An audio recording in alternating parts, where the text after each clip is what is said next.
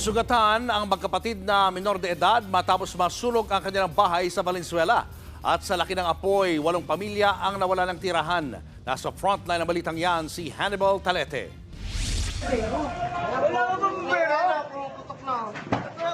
Nabulabog ang mga residente ng sumiklabang sunog sa barangay Marulas, Valenzuela City, pasado alas 11 kagabi.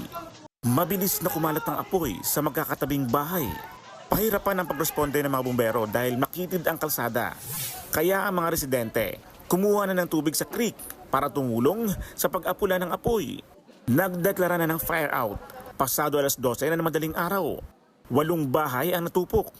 Sugatan naman ang magkapatid na 13 years old na lalaki at 10 years old na babae. Sinasabing sa bahay nila nagsimula ang sunog. Based sa ating investigation, mga bata po kasi naiwan eh. Most likely po is napaglaruan nila po yung mga kandila. Kaya po nagkasunog. Agad isinugod sa ospital ang magkapatid na nagtamo ng second-degree burn at minor injury. Kwento naman ng mga residente, karamihan sa kanila, tulog na nang mangyari ang sunog. Ginising ako ng asawa ko, makapal na yung usok.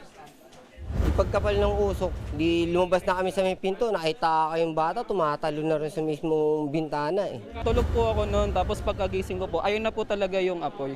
Inango ko na po yung mga kapatid ko, yung mga magulang ko po. Tinatayang sa 1 milyong piso ang halaga ng pinsala. Ang 8 pamilya o 40 individual naman na nawalan ng tirahan.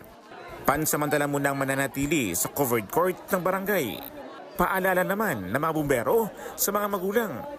Huwag pong iiwan mag-isa ang mga bata. Nagbabalita mula sa frontline.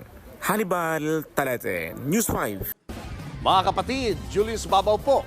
Para sa komprehensibo at makabuluhang balitaan at talakayan, mag-follow at mag-subscribe na sa social media pages ng News 5.